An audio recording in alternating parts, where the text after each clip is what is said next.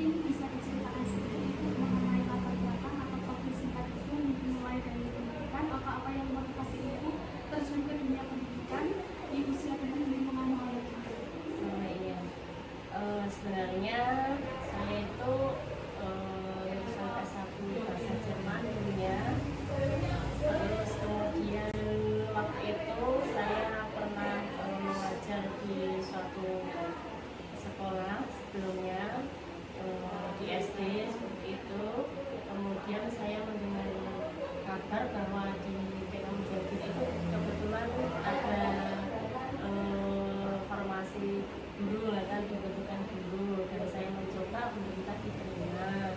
Karena setelah saya diterima, kemudian saya baru menyesuaikan untuk pendidikannya, yaitu mengambil S1 tahun di UTB. Kemudian iya, mungkin itu. Oh iya, nama saya Fajar, panggilannya namanya Fajarian Nurhasana. Untuk alamatnya saya tinggalnya di Semanu. Mungkin dari sekolah sekitar 10 menit perjalanan.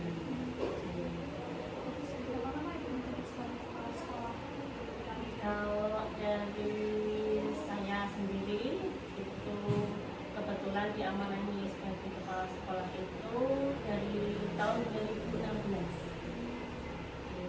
Jadi 4 tahun kemudian itu satu kali masa jabatan, kemudian di periode yang kedua, dan ini mau masuk di periode yang ketiga.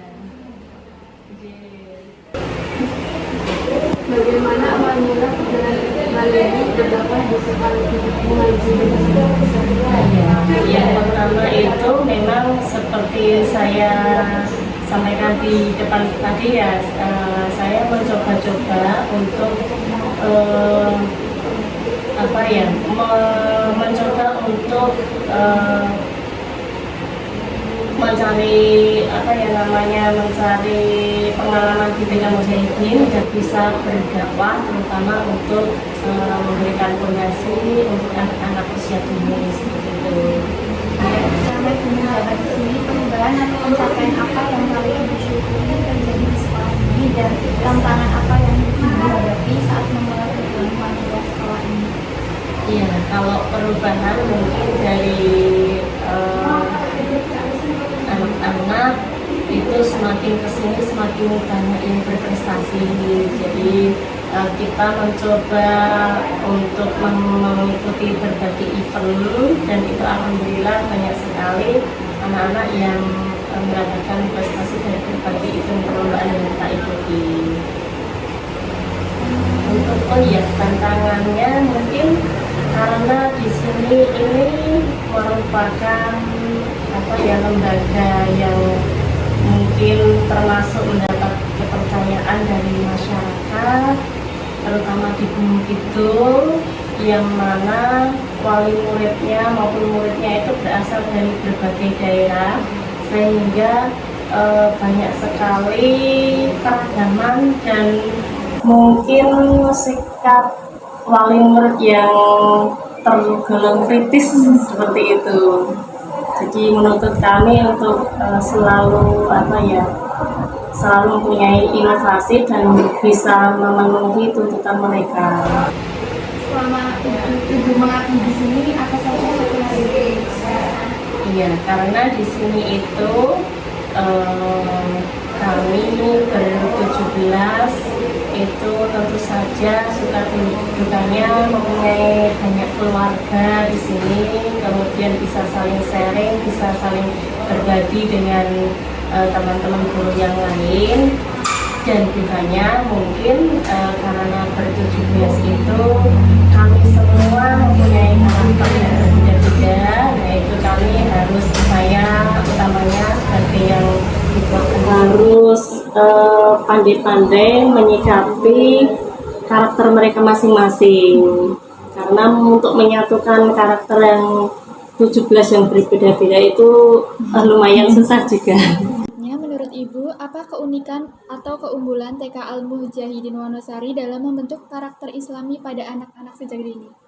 Iya, keunikan ataupun keunggulan yang ada di TK Mujahidin ini adalah kami selalu menyisipkan muatan-muatan keagamaan di dalam setiap aktivitas kami, baik itu dari pertama dari anak menyambut itu anak datang itu kami menyambut itu kami sudah memperkenalkan salam, memperkenalkan adab untuk bertamu ataupun bertemu dengan orang lain. Kemudian di aktivitas-aktivitas lain sampai pulang kami juga selalu menyisipkan nilai-nilai keagamaan.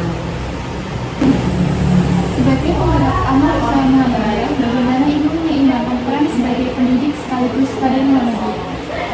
Iya, selain saya di sini perannya sebagai pendidik, tentu saja sebagai anggota kader Muhammadiyah maupun Aisyah, kita juga harus berperan aktif di dalam kegiatan persyarikatan Aisyah.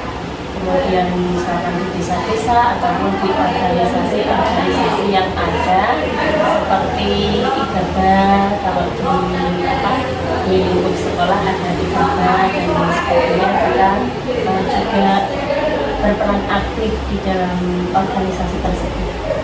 Selanjutnya, apa harapan atau pesan Ibu untuk kami para mahasiswa agar terus semangat dalam berdakwah dan berorganisasi di masa depan? Iya, karena kakak-kakak ini adalah kader muda yang nantinya akan menjadi generasi penerus bagi bangsa Indonesia. Kami mengharapkan sekali berpesan kepada kakak-kakak ini untuk selalu berpegang teguh pada pedoman kita, yaitu Al-Quran dan Hadis dalam segala kegiatan sehari-hari, aktivitas sehari-hari apapun itu. Dan yang selanjutnya adalah tanggung jawab kita sebagai generasi muda untuk melanjutkan perjuangan-perjuangan dari perjuangan kita yang telah lalu. Dan tentu saja itu mungkin bisa salah satunya kakak-kakak ini untuk bisa aktif di organisasi-organisasi Muhammadiyah atau Aisyah. Terakhir, sebagai bagian dari Muhammadiyah, nilai-nilai dakwah apa yang paling utama ingin Ibu tanamkan kepada anak-anak didik di sini?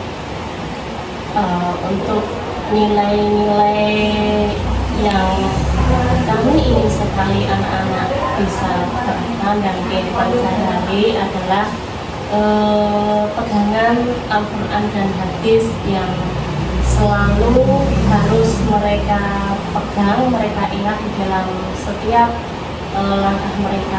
Jadi setiap aktivitas, setiap perbuatan selalu dilandasi oleh Al-Quran dan Hadis. Karena itu kami selaku pendidik yang berperan untuk meletakkan fondasi untuk anak-anak kami itu dengan memberikan pembiasaan kepada anak-anak untuk selalu berbuat dan bertindak sesuai dengan Al-Quran dan Hadis Rasulullah. Seperti itu. Sudah. Mungkin Oh iya. segitu Oh iya. kami. Terima kasih atas waktu dan atas ilmu yang diberikan. Semoga kita menjadi semakin maju, semakin dikenal di kalangan masyarakat dan ada pahala seperti itu.